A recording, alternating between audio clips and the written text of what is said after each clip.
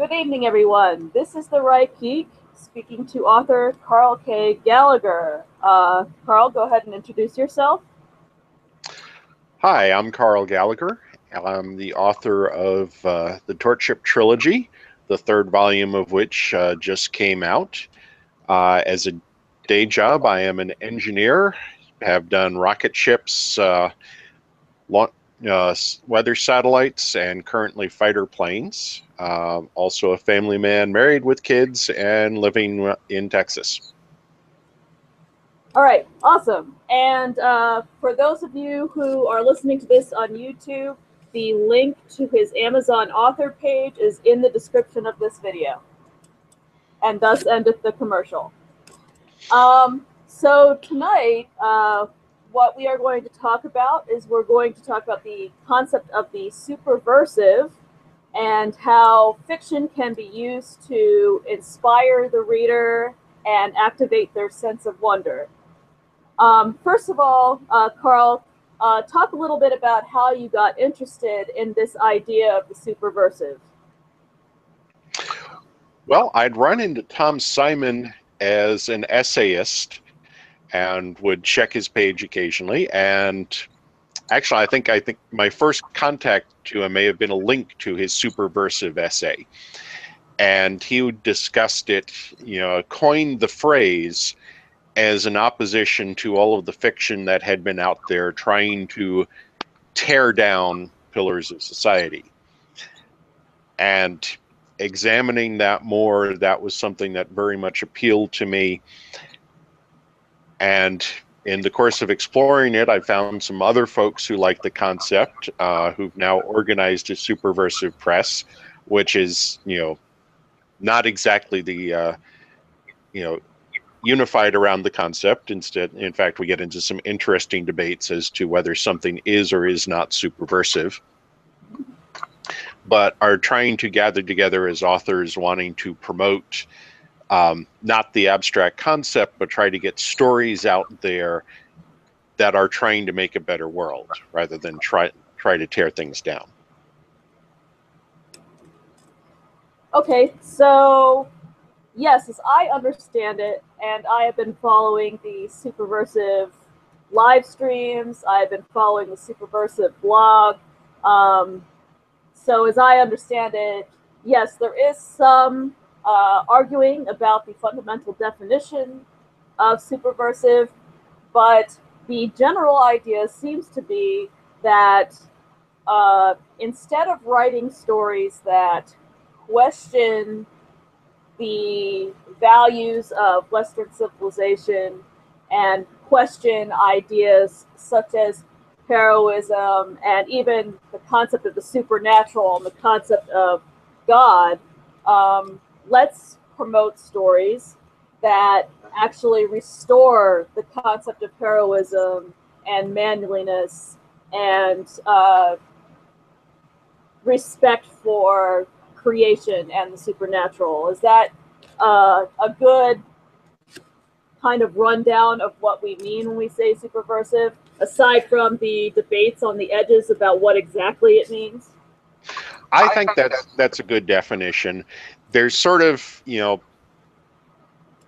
I think some folks try to promote a superversive that is advocating a bunch of specific principles, or then there's advocating general principles. And I think maybe the minimal definition of superversive would be the campsite rule of, if you have a story, leave your reader better than you found him. So, just like Boy Scouts go into the woods, and the idea is you pick up more litter than you dropped.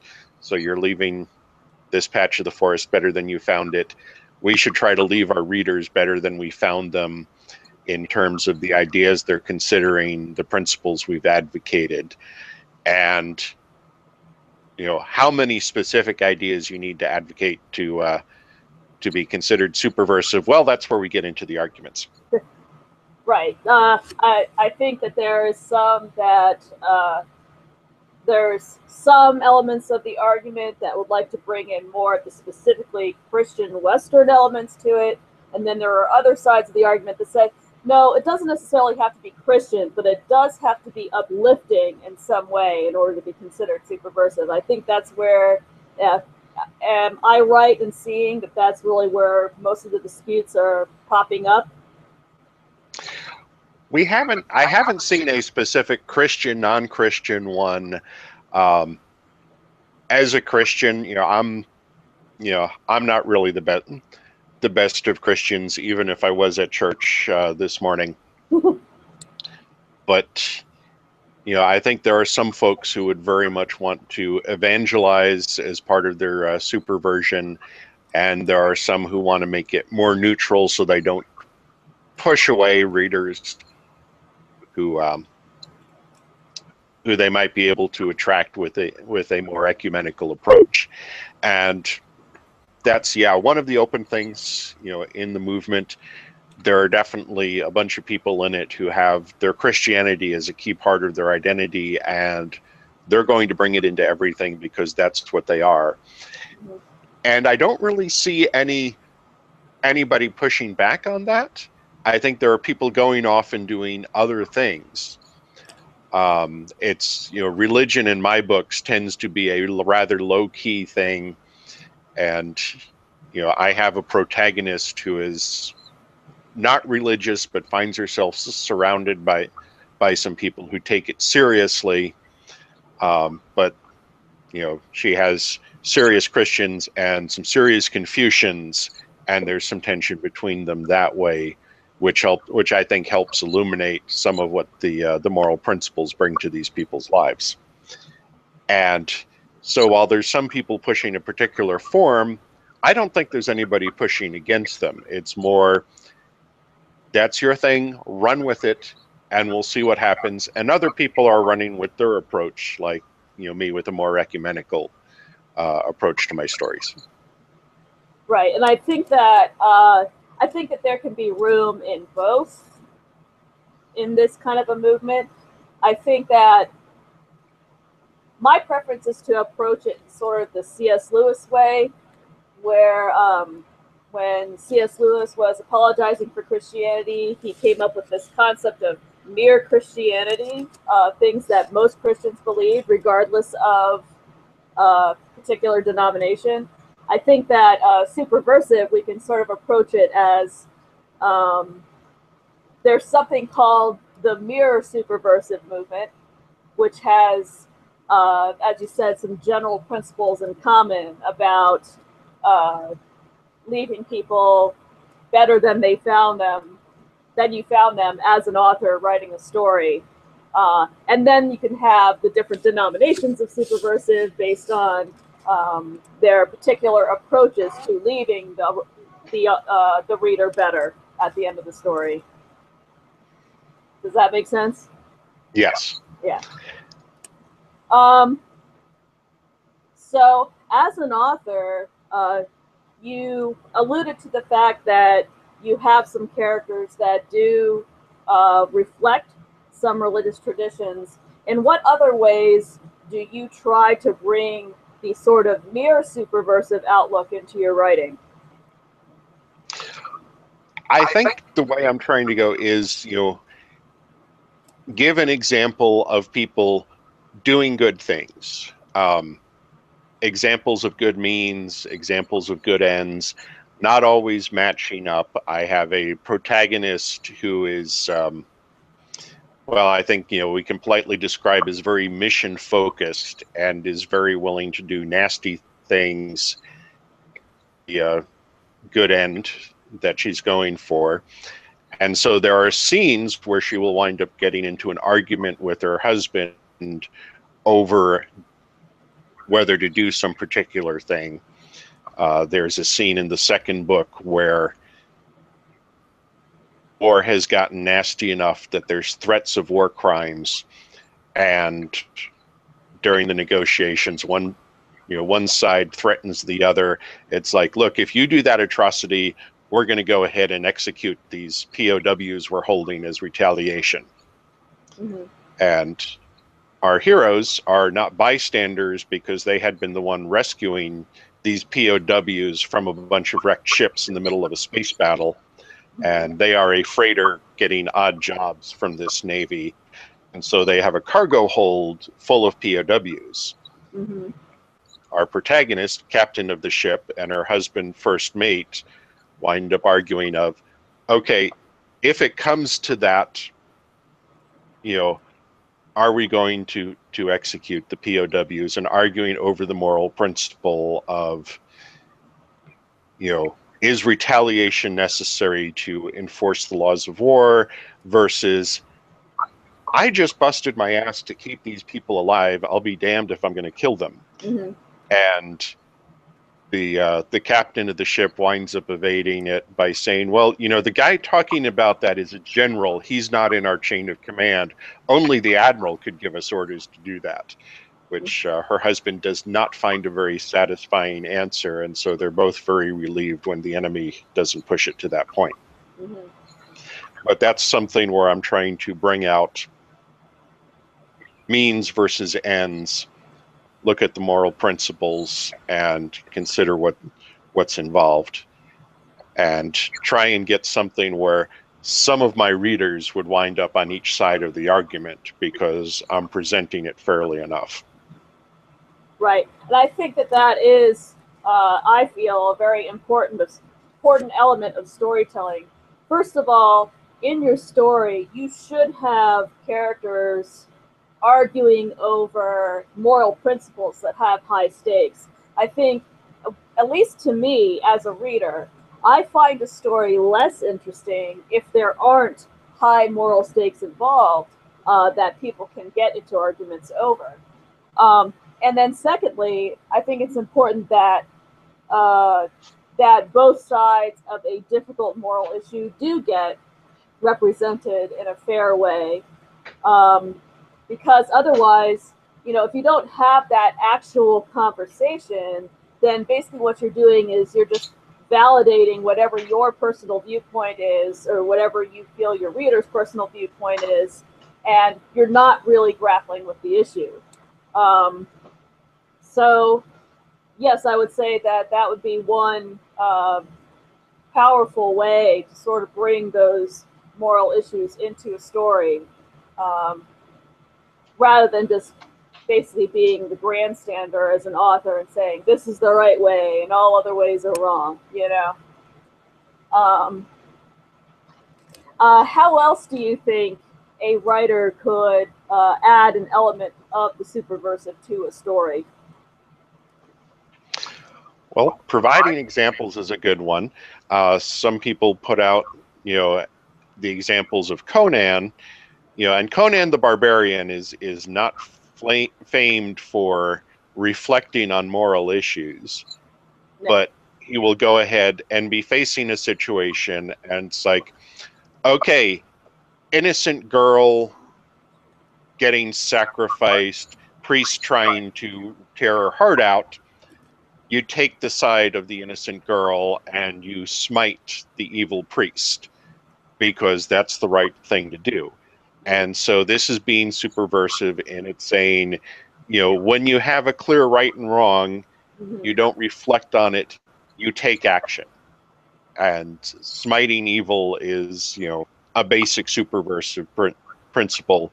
Mm-hmm. And opposing that to what we've seen in subversive literature, where people will see evil and ignore it, not do it. There's a famous story, those who walk away from Omelas. Yeah. Uh-huh. And to spoil it for those who haven't heard of it, this village is essentially, their little paradise is powered by torturing a little kid. Yeah. And you can make the argument that the good produced is so great that it outweighs the evil of this torture, and so in utilitarian means this is a reasonable trade-off and it should be allowed to continue. But in the story, there are those who aren't willing to accept that trade-off and they leave. Mm-hmm. But there's nobody in that story who's willing to go in, whack the torturer, pick up the kid, and carry the kid off to safety. Mm-hmm. And that's, I think, what keeps those who walk away from Omelas from being superversive, in that there's no one in there willing to smite evil. And Conan the Barbarian will smite evil, and that's what puts him on the superversive side of the line. Even if Christianity is never mentioned in the course of the story, or there's no discussion of moral issues in the story, he's still being an example of standing up for good and identifying what is good. Even when Conan is in some of the earlier stories, he was being a sneak thief rather than a brawler. But there was a point of, well, he's not stealing, the last bits of food from these poor peasants. It's like, no, he's taking it from a bad guy. Right.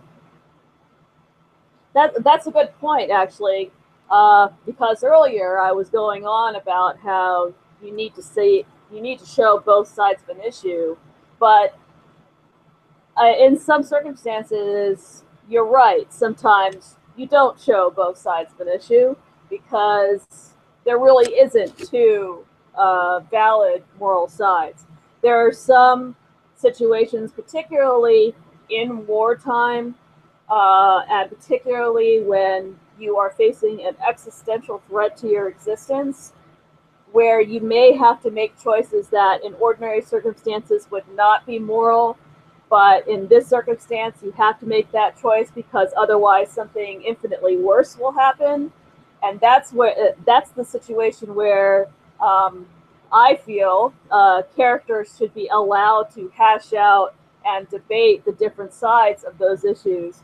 But as you were saying, if a woman is about to get her heart cut out as a sacrifice, or a child is being tortured to power a city, then the only right and valid response is to rescue the woman or to rescue the child. And a superversive story would have to recognize that as well. Are there other elements that you think would be essential to making a story superversive? I'm not sure there's essential elements. What we're kind of looking at so far is, having sufficient elements. If you're standing up for good, fighting evil, advocating good moral principles, recognizing when there's moral conflicts and trying to face up to them rather than evading the issue. I think any of those can make a story superversive. Okay. I was thinking too that one other element of a superversive story that I feel might be sufficient to make a story superversive is a sense throughout the story that creation is wonderful and in many ways mysterious. A while back, when the Tor was having its space opera week, and John Delarose was writing all of these posts about, well, here's what we really need to be talking about space opera because you guys aren't talking about the right things. I actually wrote a post about what I thought was essential to a space opera, and I think is essential to maybe a superversive story in general, is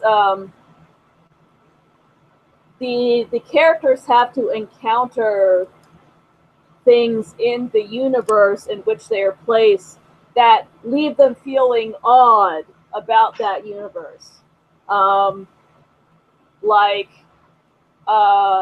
in the space opera case, you come across a planet with a long dead civilization, and you're left with this mystery of what was the civilization and why did it disappear. That kind of a sense of that there's something in this universe that's bigger than you, I think might be a sufficient quality of a superversive story as well. Would you agree?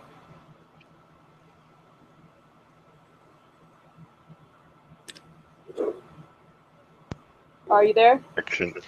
Yeah. You hearing me okay? Yes. I lost you for just a minute, but you are back. So, Okay. okay. I'm coming at this from the hard science fiction tradition, the sense of wonder, trying to put new ideas into a story where there's kind of this bedrock assumption of there may be a mystery here, but it's a solvable mystery. Mm-hmm. And possibly, you could call that just one of the defining principles of the subgenre Mm-hmm. that I've been writing in. But there's still the awe of seeing something new, achieving an understanding of something that you hadn't understood before. Mm-hmm. And so I think there needs to be some kind of awe. I'm not sure it necessarily has to be a greater than you kind of awe. Even something, taking a historical example, um, the germ theory of disease. I think when people suddenly got to where they understood what was causing diseases and could start trying to figure out how to cure it, Mm-hmm. that's not necessarily a greater thing, but to me, that's an awe-inspiring discovery that I think would make a story superversive if you had something equivalent to that in a piece of fiction. So, what would be a good example of a published story out there that kind of captures that spirit?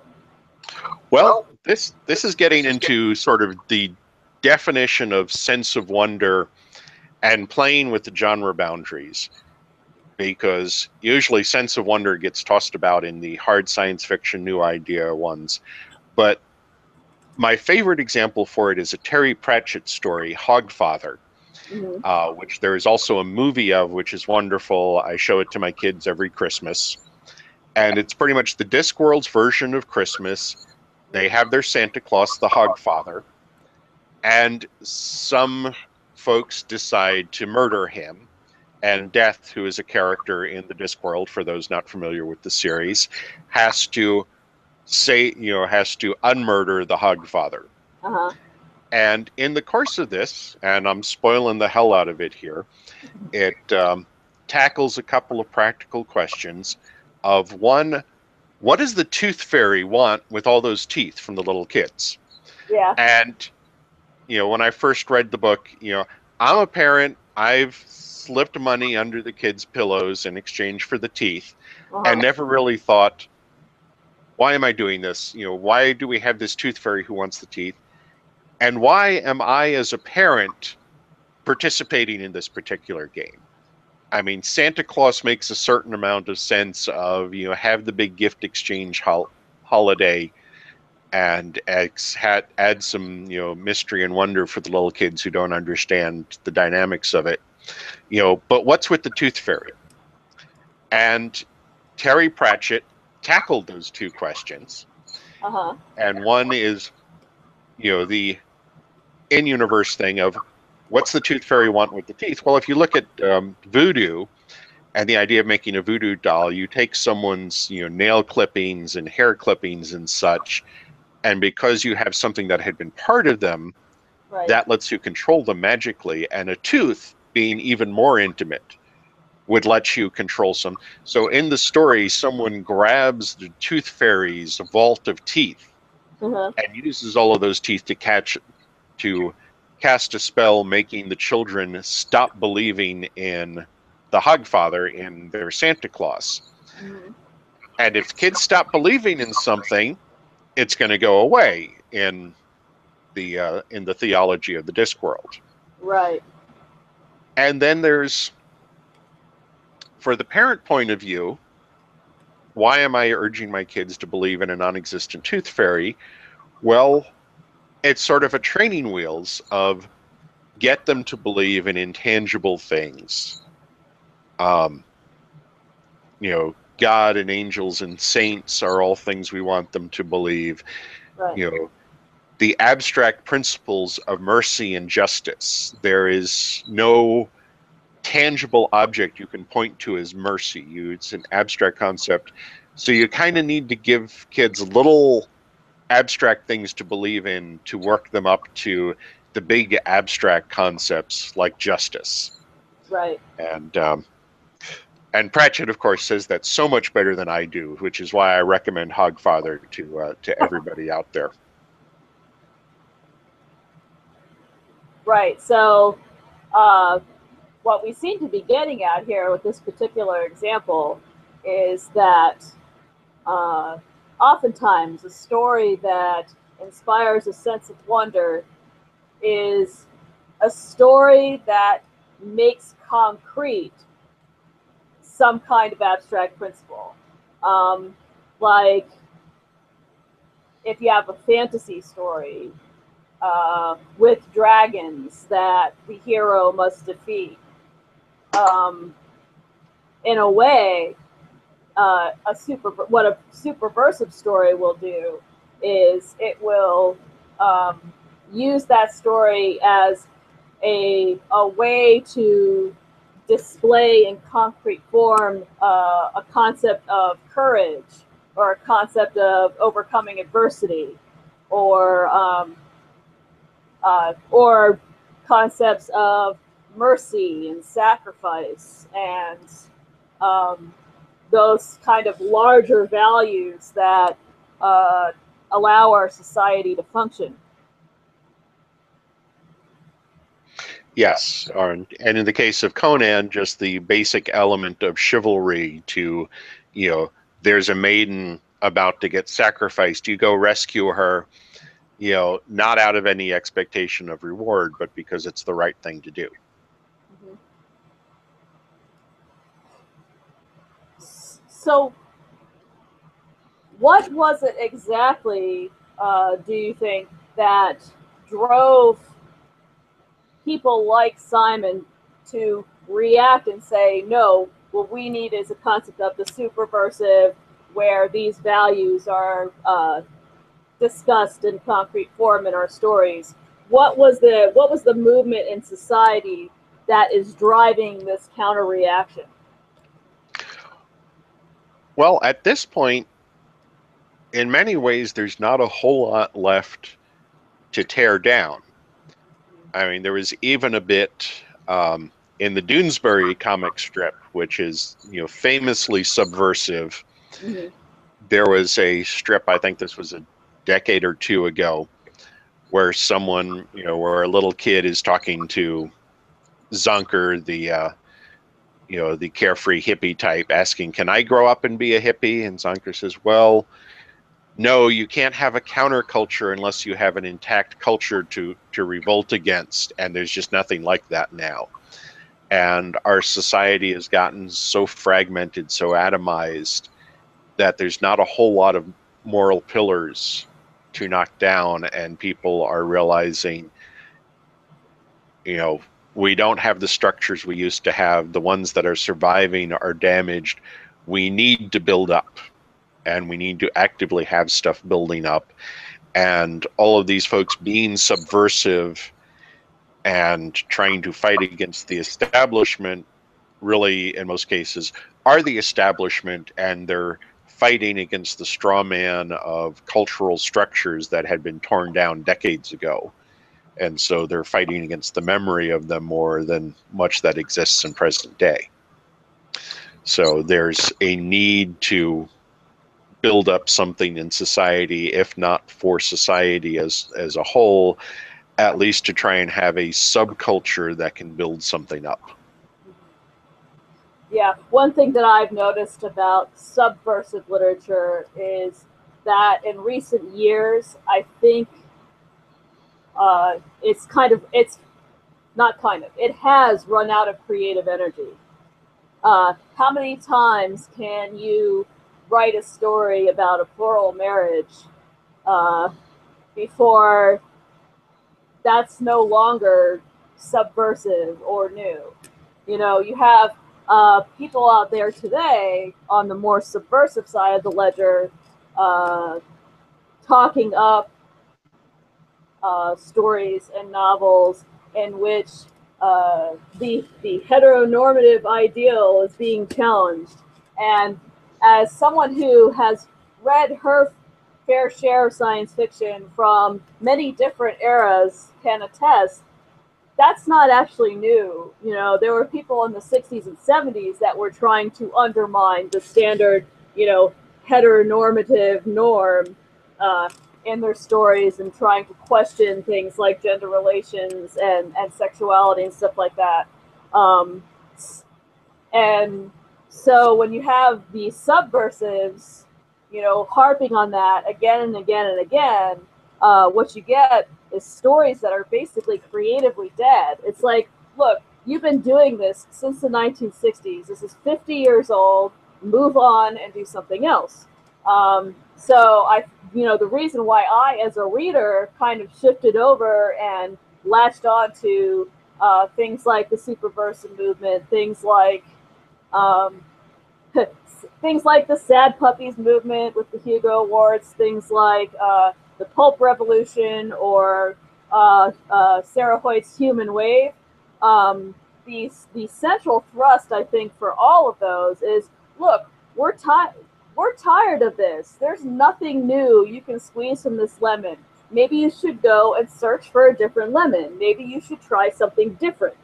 Um, and so you said before that at this point we don't have a culture against which a counterculture can rebel. I don't know if that's exactly true. I think what's going on is that the superversives and the pulp revolutionaries and the human wave writers are the counterculture that has realized that, look, this path on which we are heading is a path that's not going to lead to innovation. It's not going to lead to creativity.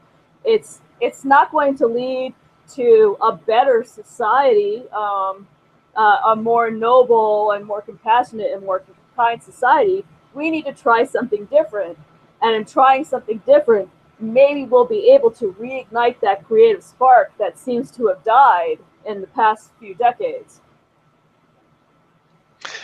Yeah, I think it's been longer than the past few decades, because even in the 19th century, there was, I can't remember how to pronounce the French, but people were talking about the phrase shock the bourgeois, shock the middle class, as justification for subversive art as an end in itself. And that's continued on. There's even a movie coming out this year about Professor Marston and the Wonder Woman, which is talking about the folks, you know, the non-monogamists behind the Wonder Woman comic book. Mm-hmm. And there seems to be a hunger.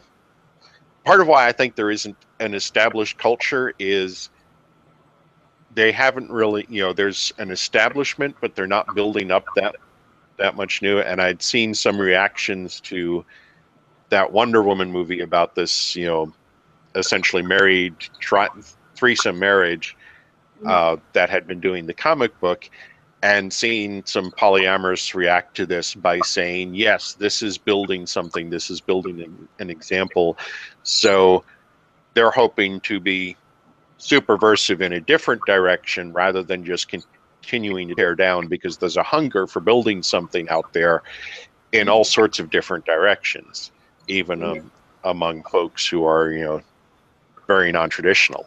Mm-hmm. So that's why I think, you know, there is a need to build things up, and that we don't have that much of an existing structure to react against it. As essentially, I'm kind of thinking anybody who's trying to create real good art is essentially being counter establishment in that sense. Mm-hmm.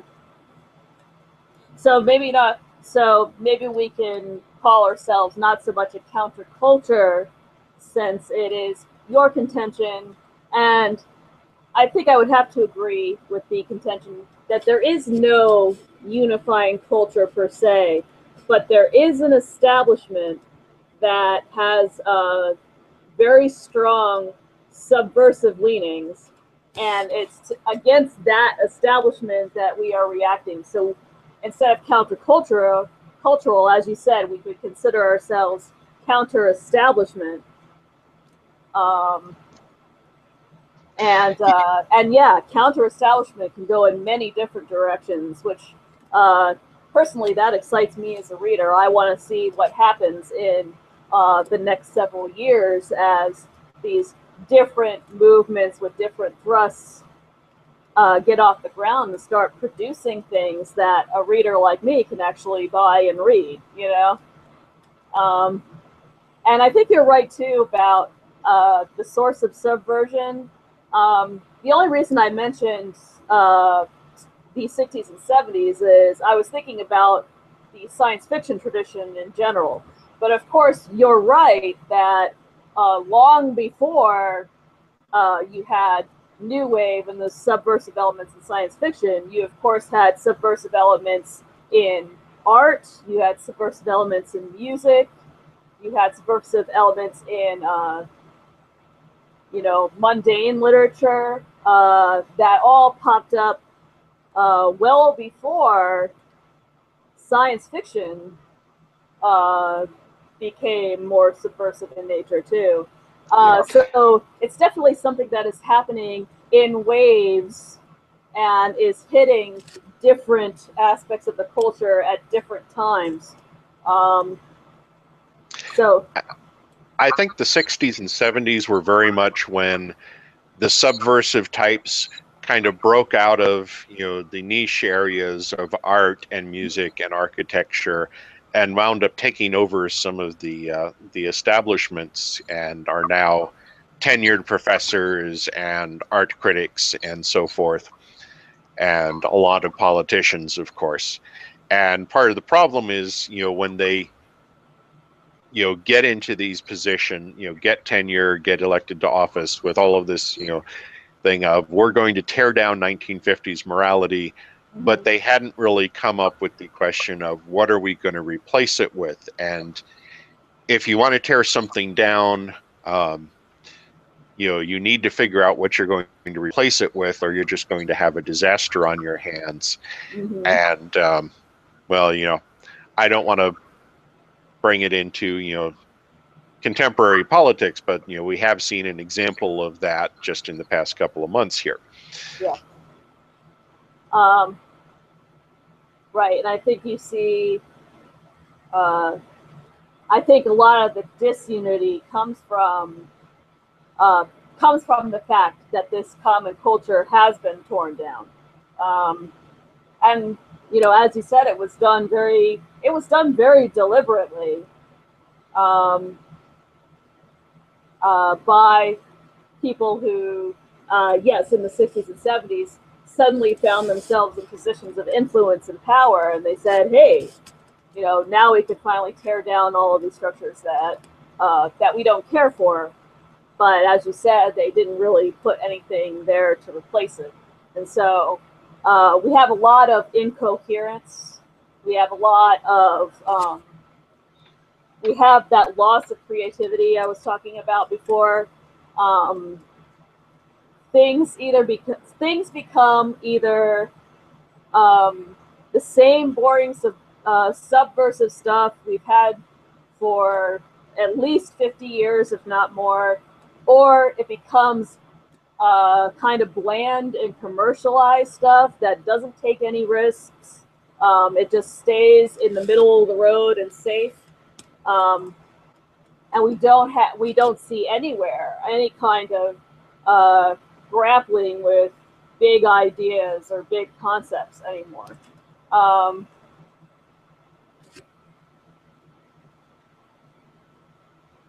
Right. So Yeah, one of the things that I really love about the indie writing revolution, which has been mediated by Amazon with their Kindle program, is it's giving so much opportunity for people to bring new ideas out there.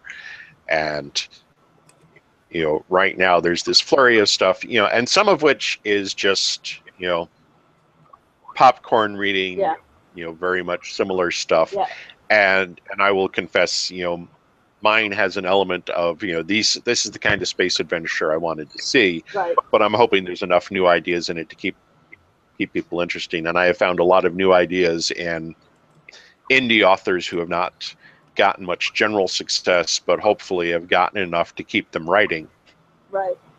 And as that continues, I'm hoping that will, let people be superversive and bring in readers, because I keep hearing of people who had given up on reading science fiction, and then they found some author who had an element of superversive or just an element of excitement, and that's bringing them back into the field. And I'm hoping if we can have enough superversion to bring back the people who've been disgusted by all the subversion, Yep. Not that we're necessarily going to split the field in two beyond the way that, beyond the degree that implicitly is already. Yeah. But, if we can have this, if the seed can keep growing, I'm hoping we will get more readers, and readers will start looking for it. And then we'll have all sorts of possibilities. And here's, I think, an irony that many people on the other side of this don't really recognize. I feel that the indie writer revolution is going to permit, in the end, more diversity in our literature than our current establishment-mediated diversity, where we are looking at basically surface-level characteristics in trying to decide or in making decisions about who we're going to promote in order to back up this diversity ideal. People going out there and writing their own stuff, writing the stuff that they want to see, and having the freedom to do that, might actually open up the field in ways that are genuinely inclusive and diverse, instead of this fake diversity and this fake inclusion that looks at what are in fact relatively irrelevant characteristics that determine less about a person's mindset than do life histories, religions, ideologies, and so on. I always tell people who complain about the supposed lack of diversity in our field that, at this point, there is nothing stopping you. With Amazon there and with these new structures that allow people to publish independently, if you want to see a particular thing, you could sit down and you can create it yourself. And there's no need to force everyone else to do what you want to do. You can actually sit your butt in a chair in front of a computer screen and produce it yourself. And I think once people come to that realization on a broader scale, then we're actually going to see the diversity that a lot of these people want to see. Yeah, we're seeing a lot of diversity and trying to encourage it. And there's this lovely thing where there are young folks, teenagers, 20-somethings, who have a story idea and they can write it and just put it out instead of having to spend 10, 20 years working the convention circuit to make the connections necessary to become friends with an editor and get published. I was reading in a blog post by the most recent John W. Campbell Award winner, Ada Palmer, who's a wonderful person. I've met her run into her at some conventions. And, she has some wonderful folk music out. Right. But she described her path to publication, which, involved, being friends with a well-known novelist and getting a PhD at Harvard, and on the connection, on leveraging the power of, this recommendation and that credential, and that got someone to look at her novel. And it's like, okay, the amount of work necessary to go into getting a PhD is much, much larger than just going ahead and writing a novel and uploading it and pressing the publish button. Right. And it just boggled me that, yes, here's a very talented person, and this is the incredibly convoluted route she had to get published by the traditional publishing Right. Channels. Right. And it's like, and if that's what's at the entry level, what hope would someone like I have? Right. Or what hope would a talented inner city black kid have to enter that milieu? See, Yeah. that I think what a lot of people are not realizing is that trad pub, and those are actually the structures that are keeping people down. That actually they should be in favor of decentralization and the indie revolution, because it is really those things that are going to empower people of many different backgrounds, financial, racial, ideological, to produce the kind of work that they want to see. Instead of trying to, trad pub is limited because it essentially, as you say, it really is about networking and connections and being friends with the right people. And that is definitely going to disadvantage not only people like you and me, but anyone who is on the lower end of the economic scale that might have a valuable point of view that we want to see in our fiction, but haven't yet because of those structures that are limiting people from getting noticed in a traditional sense. So yes, I always thought it was kind of funny that the people who are so concerned about diversity in our field are also the people that are so fiercely determined to defend trad pub when it's really indie pub that's going to accomplish the goals that they want to achieve. Well, there's a difference between the goals they say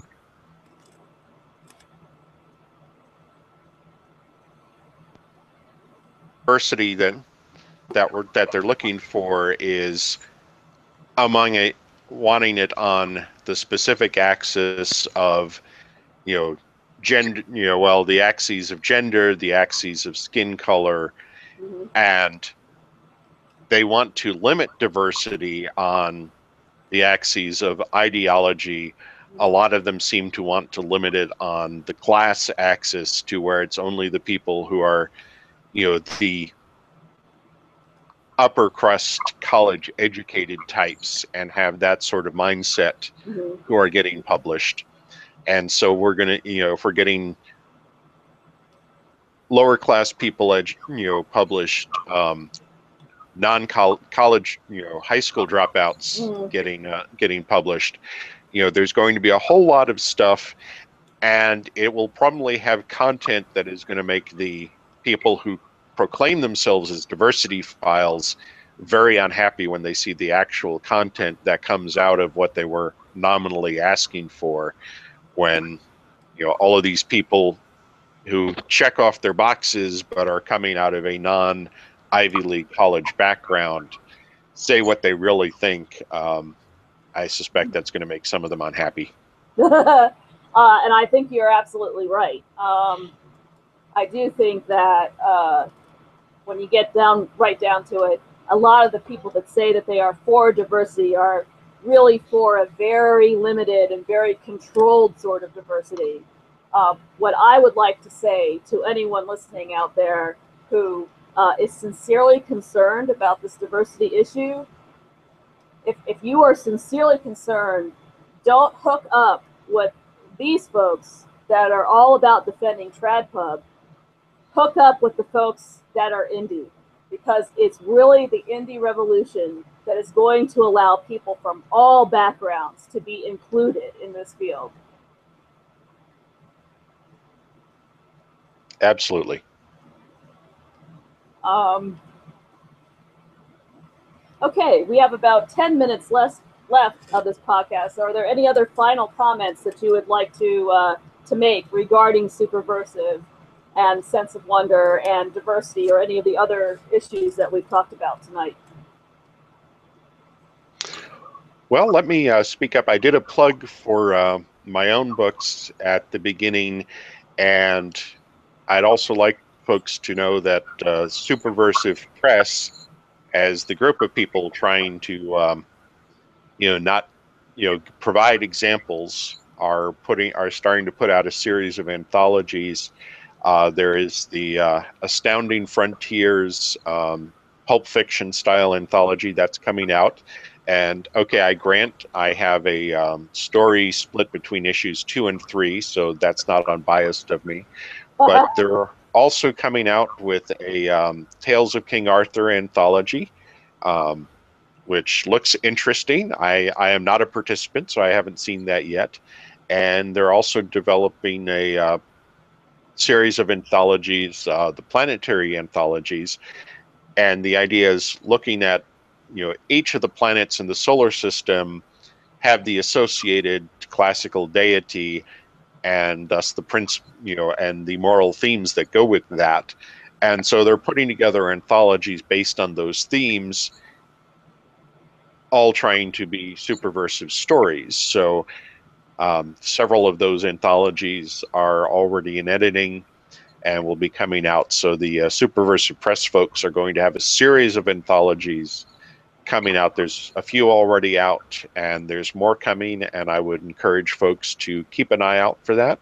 Check them out, and if you want superversive, stories out there, look for things. Tell your friends that superversive, because speaking as an indie author, motivation can often live or die by that graph on the Amazon dashboard. And knowing that somebody out there actually likes your story enough to buy it, is willing to put a review up, and really there's this horrible trap for authors that we know we need reviews, and so we want to help out our fellow authors by giving them reviews. But if we're trading reviews in the eyes of Amazon, and who it's like, oh, you two gave each other 5-star reviews, you're review trading. And it's like, no, honestly, I think it's a good book, and he thinks my book is good. And the fact that we're friends and we'll drink together at a science fiction con is irrelevant to that, but Amazon will delete the reviews. So writers can't help each other that much out on the review front. So readers, please just click on one of the stars, and just type in 1 or 2 sentences saying what you thought of it and press publish. That's all we need from an Amazon review. If you press the 1-star button, please go ahead and type something really illiterate and stupid, so that people will think, well, if that's the sort of person who gives it a 1-star, it must be a good book. So I'm not fussy. I'll take whatever I can get, but please look for, if you want superversive literature out there, please support it with your deeds and with your words. If you can't afford to buy it, if you can borrow it and review it, that's also a big help. If you can post about it, if you can share links, the economy for indie publishing is very much an attention economy. There's not a whole lot you can do to throw money at an indie book and make it successful. I mean, I've tried doing Amazon advertising, and I look at the results of my Amazon ads, and it's like, well, the good news is I'm not wasting much money, because if people don't click on these ads, it doesn't cost me any money. Right. The bad news is there's not much response. Right. So, Yeah.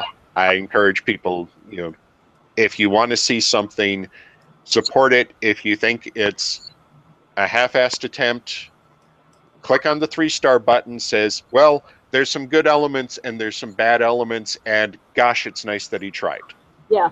And I can understand not wanting to give a poor review or a mixed review, but really having a mix of reviews, all 5 stars makes a lot of readers suspicious. If there's a mix of stuff and the words capture why you're doing it, and it doesn't have to be 10 paragraphs. It can just be 2 sentences. Yeah, You know, that's a bigger help than you think it is. yeah. I definitely know that as a reader myself, when I'm trying to decide whether I want to buy something, I will often look at the 3-star reviews because the 3-star reviews are the ones that are the most objective. um, and yeah, most indies they don't get a lot of attention from Amazon ads. I see indie authors all the time lamenting that their Facebook ads didn't work either. The really the only thing that works is to get them reviews, and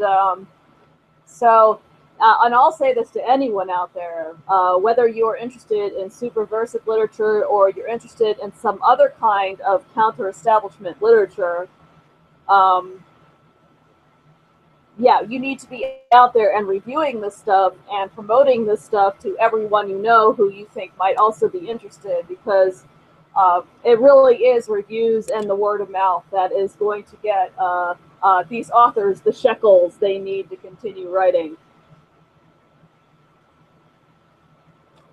All right, anything else you would like to say before we finish for tonight? Just thank you very much for having me. You're very welcome. And I just like the audience to know that we will be back next week to talk about artificial intelligence and what it can and cannot do. Um, and then I will have some other authors back in October to talk about horror and Halloween and some other interesting topics.